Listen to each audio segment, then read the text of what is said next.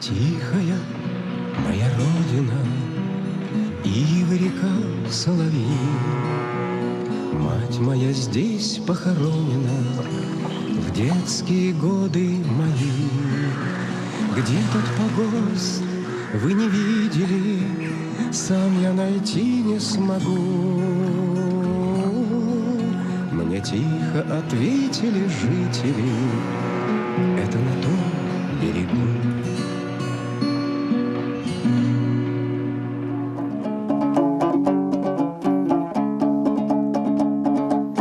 Аңшылардың чечени, батыр бүткен күлбітей, көк аястың түбінен, шықаның не көгітей. У алтайцев есть традиция, когда знакомишься, называешь имя, потом принадлежность к роду, потом фамилия. Потому что для чего? Для того, чтобы знать, из какого ты рода. Если мы с одного рода окажемся, ну, хотя и не родственники, но уже считаемся братьями. С алтайскими инструментами я соприкоснулся, когда мне стало уже где-то лет 25, когда я стал взрослым. И у меня душа сама к этому тянуться стала.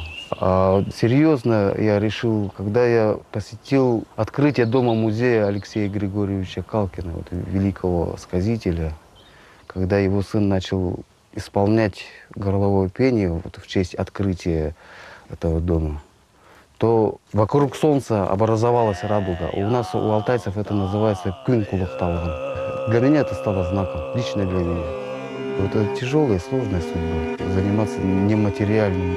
Выбирать можно вещь, одежду, судьбу можно творить или идти по дороге.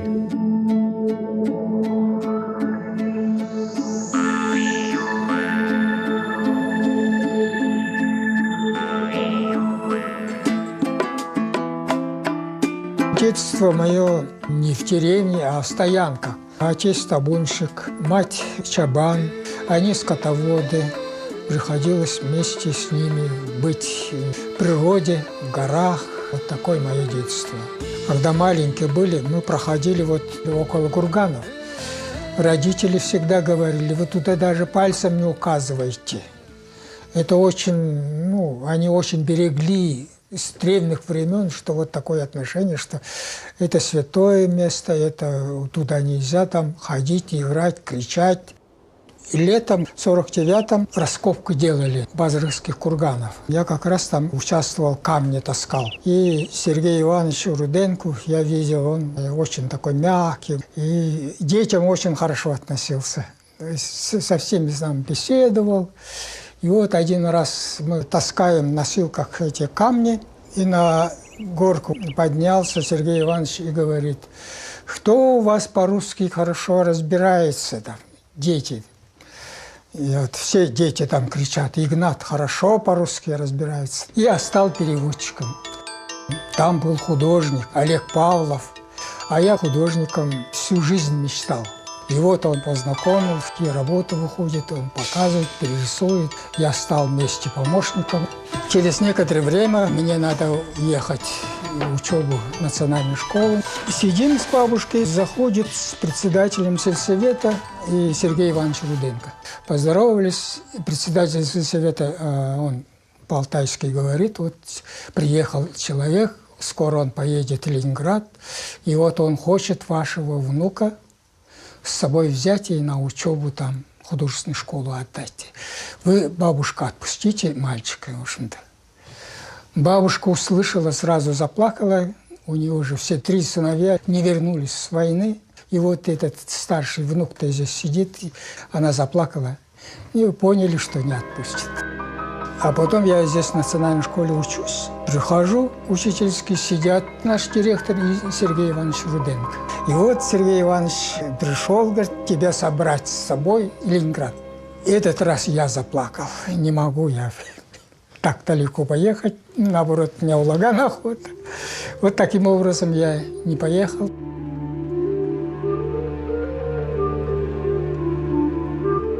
Я не чувствую это как трагедию личную. Вот мама звонит мне, говорит, Галя, Чернобыль взорвался. Я говорю: мама, что ты говоришь? Ты опять что-то выдумываешь такое смешное? Она говорит: точно, мне позвонили.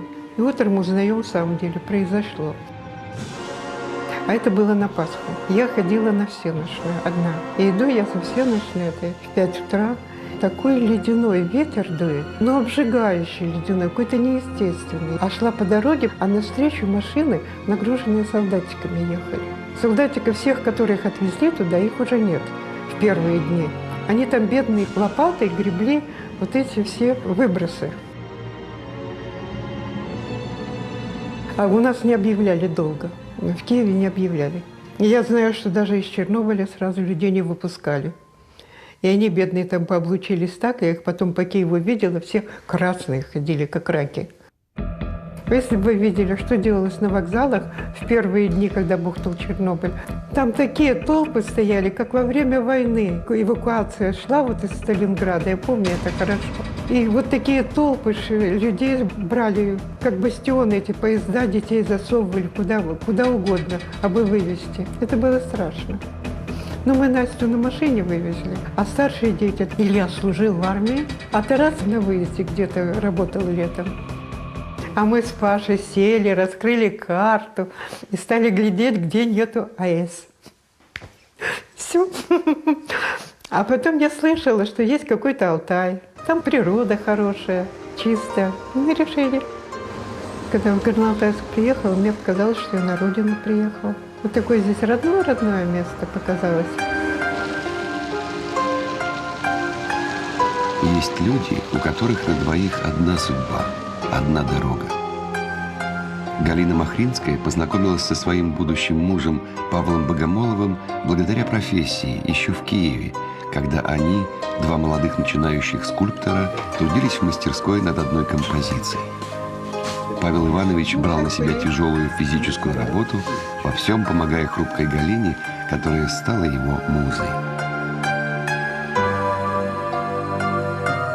Это не я приехал, меня сюда Господь привел. Я теперь понимаю, что это все промысел Божий был. И вот эта церковь, которую там мы строили миром всем, что нужен был, как здесь говорят, дирижер, который бы мог собрать команду, и эта команда могла бы реализовать замысел Божий. Потому что мы только, нам кажется, что мы делаем. На самом деле все делает Господь. В то время я не думал, что буду священником. Владыка вот меня 2 года уговаривал, я все сопротивлялся. Я говорил, что я не готов. Ну, какой я священник? В самом деле я мирской человек, всю жизнь прожил в мире. И воцерковление я фактически проходил вот на строительстве этого храма. Потом был хороший знакомый, друг, иерей Андрей Суховской. Он мне и сказал: предстанешь пред Богом, Он тебя спросит, я тебя звал, я тебя тянул к себе, а ты руку мою отталкивал. Как это понимать? Ты кому служил? И вот я дал согласие. Что меня ждет, я не думал и не ожидал. Учиться приходилось, и сейчас я учусь. По мере сил пытаюсь как можно больше читать. Не всегда получается, потому что уже и сил тех нет, что раньше были. Уже почти без малого 70. А как рясу одел, все, надо себя и вести, и чувствовать. Людям пример подавать. С целым миром на «ты», словно с кровной родней, ветер к стеклам пристыл, влажногубый. Мне еще предстоит дорожить каждым днем и простить, что мир был раньше грубым. Научиться молчать, научиться терпеть, бег замедлить хотя бы на время. И однажды решиться вернуться к тебе, только в самое лучшее веря. Мое странствие началось с детства. Я с 15 лет без родителей живу. Отца никогда не было, а от матери я ушла в 15 лет. Мама моя, она строителем была, крановщицей. И вот она строила везде, где возможно. Вот всесоюзная стройка, когда землетрясение в Ташкенте. Было несколько раз, когда я могла уже не быть на этой земле. В детстве я 2 раза тонула, меня вытаскивали из воронки. После этого, через несколько лет, я сдала на разряд по плаванию. Я упертая, если меня что-то ломает, я потом через это стараюсь перешагнуть. Я была под лавиной. Причем лавина на живом ручье, засыпала ручей, вода начала подниматься. И когда меня откопали, я уже вот так вот была в воде. То есть снег уже... Практически я могла не замерзнуть, а утонуть в лавине. Когда мы вернулись с этого похода, и над поселком летали вертолеты, искали, где группу полностью засыпало. Вот тогда мне стало жутко, что и меня искать могли. Это было в марте. В ноябре я пошла опять в поход, чтобы выбить из себя вот этот страх снега. И я поднялась на вершину с ребятами. То есть я все равно сходила, уже будучи в положении. И я пошла, потому что я знала, если я сейчас не пойду, я уже не попаду в снег. И я не смогу от этого страха избавиться. Потому что я месяц спала, и у меня шел снег на меня, и просыпалась в ужасе. Я не люблю чего-то бояться. Да я практически ничего не боюсь.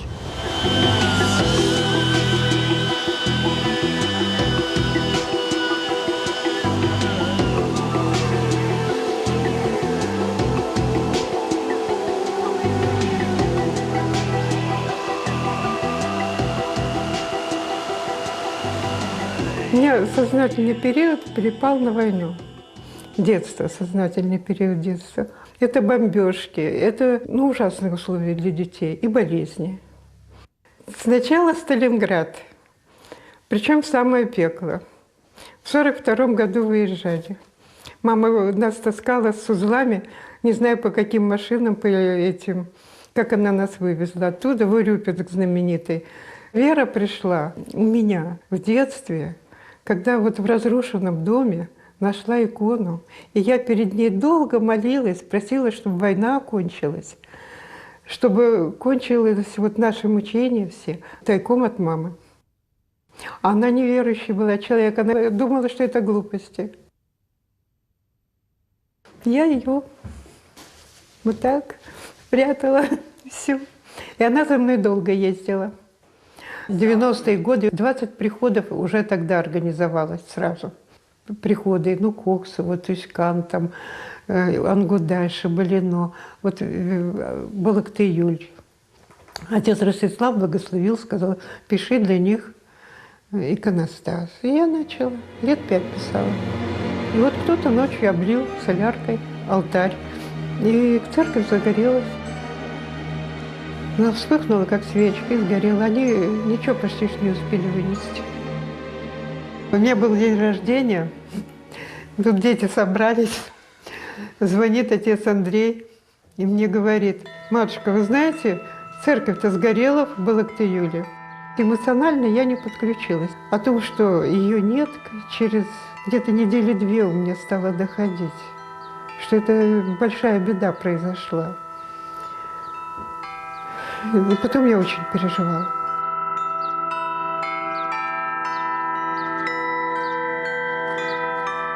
Вот у каждой церкви есть свой ангел. И церковь разрушают, а ангел, он живет, он молится.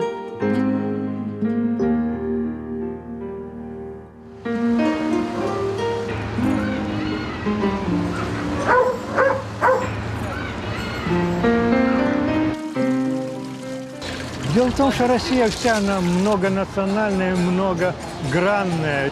Когда я попал сюда и прочитал Мадай-Кара, вот мне просто как образец литературного творчества, которое дошло до нас, потому что это эпос. У них сохранился только в устном творчестве кайчи.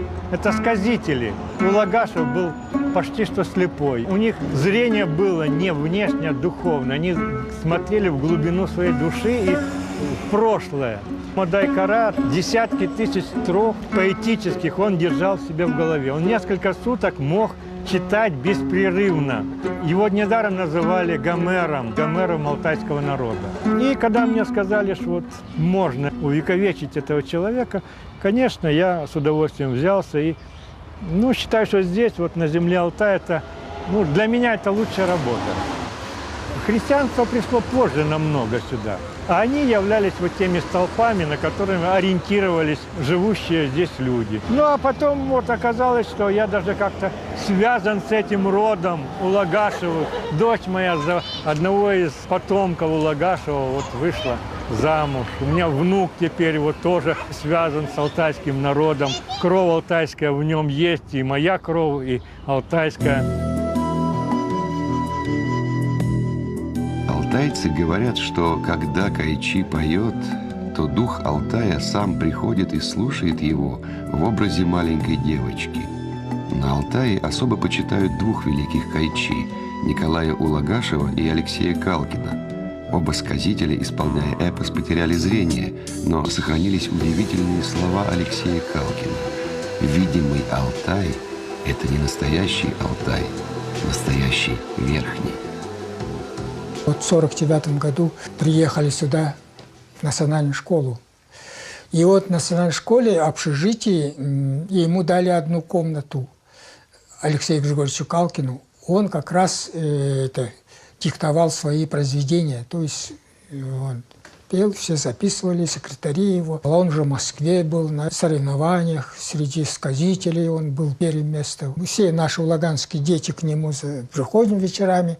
Он всегда рассказывает эти сказки, загадки задает. В общем-то, очень веселый, общительный человек. И вот он узнал, что я рисую. Тогда он рисовальный альбом купил, цветные карандаши купил. И каждый раз вечером прихожу, он мне задание дает. Синий бык, хозяин синего озера, на одном рогу 60 богатырей, убитых правой, там 70, все там висят. Как это рисовать, я не знаю. А он все вот так рисуй, говорит. Я вот с тех пор я стал эпосом увлекаться. И вот когда уже я учебу закончил в Алмате и решил к нему съездить, он очень хорошо встретил. И тот альбом, который около 30 лет он, оказывается, сохранил вот этот, и мне показывает, вот, который ты учился в школе, вот ты рисовал вот так. И обратно положил в сундук. Я его храню, говорит, вот так. И вот, когда его книги выходили, я стал уже иллюстрировать героический эпос. Алексей Григорьевич Калкин рассказывает так, что его видение богатырей, мне воображение не доходит до него. Это очень сильное, богатое воображение, когда он и слова прямо льется. Это же ведь великий человек.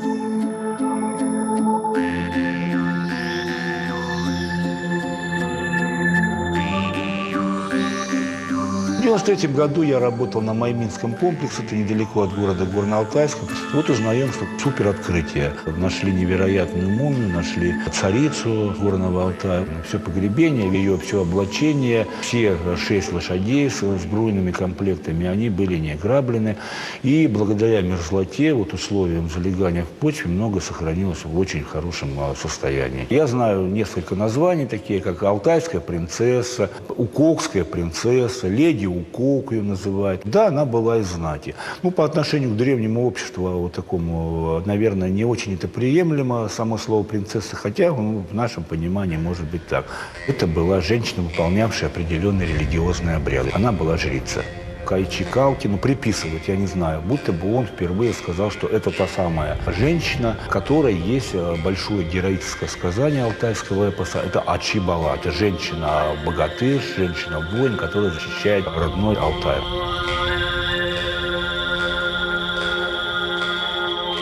Рассказывают, что алтайцы издревле знали о захоронении, но хранили это место в тайне, оберегая священный сон принцессы, которую считают своей прародительницей.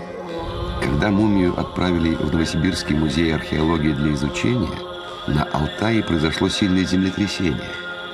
Сразу родился миф, что этот природный катаклизм напрямую связан с разоренным курганом, и принцессу нужно вернуть на родину. Сегодня алтайская принцесса нашла свое пристанище в старейшем музее Алтая, Национальном музее имени Анохина. Если бы я не стал заниматься археологией, я бы не был хранителем мумии. Поэтому, когда в 1993 году копали, я его в голову не мог себе взять или предположить, даже гипотезы, что это буду я. Показывать ее. С утра до вечера я совершаю наблюдение за состоянием температуры, влажности. Иногда приходится регулировать ее. Вот сейчас, допустим, параметры удачные, хорошие, удобные. Девочка, моя девочка называем. Моя девочка скучает. А ведь это же не только просто объект это человек, это усопший человек. Я не знаю, чувствую или ощущаю какую-то мистическую связь, я не ловил себя на этом, я не мистик такой, но то, что мне постоянно надо знать, что как она там, что с ней, я иногда могу очень поздно вечером сорваться, прибежать, посмотреть. У меня ощущение, что надо посмотреть, такое бывает.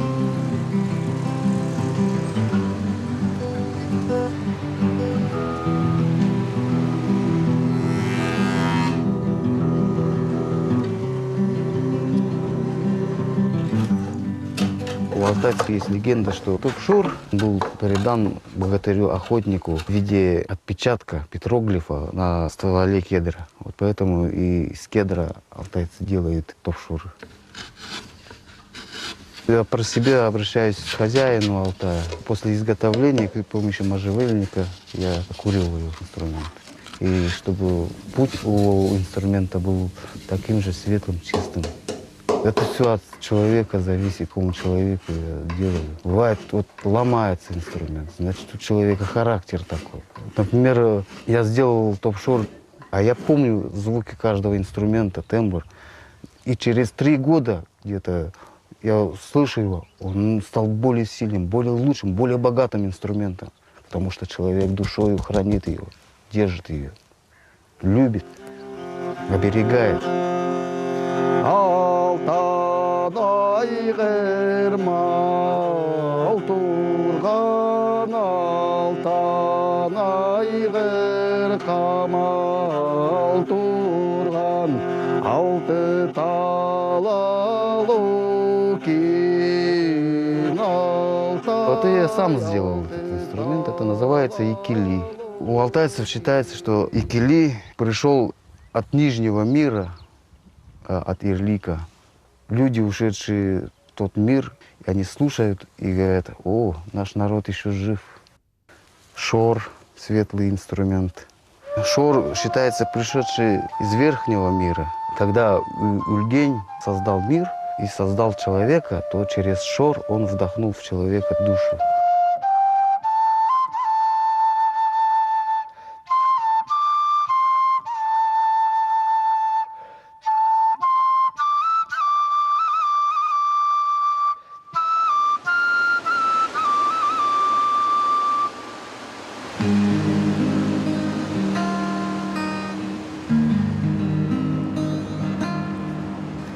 Привыкаю просто жить в этом городе, приучаюсь дорожить каждым днем с тобой.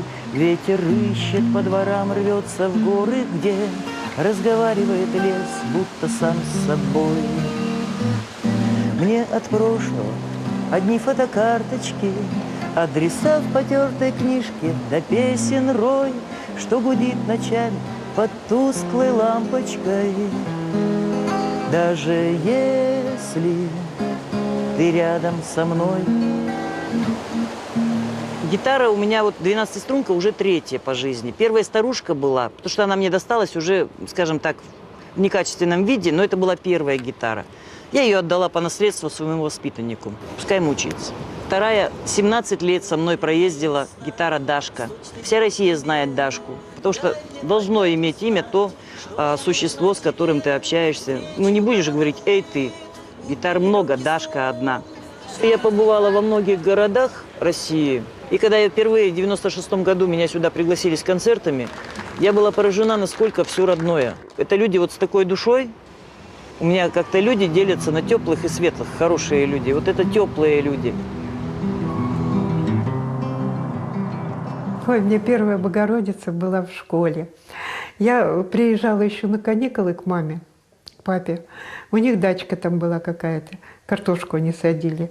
И там носила женщина молоко. Принесла, посмотрела, я сижу, рисую какой-то там пейзажик. Она посмотрела: о, такая же ты малюешь? Так ты мені зроби иконку. Я говорю: я говорю, да я не умею. Я такая говорю, я не боюсь, я не смогу. Та що ти не можеш? Ти подивись, як ти гарно все це робиш. Мама мне говорит: Галя, ну что тебе стоит? Ну возьми, нарисуй ей. Что ты не нарисуешь, что ли? Она же нам молоко носит. Ну, я взялась. И она дала мне эту иконочку Богородицы. И я перерисовала очень тщательно. Все лето я сидела, коптела. Ну, и бабушка очень обрадовалась. И я когда стала икону писать, мне это очень понравилось.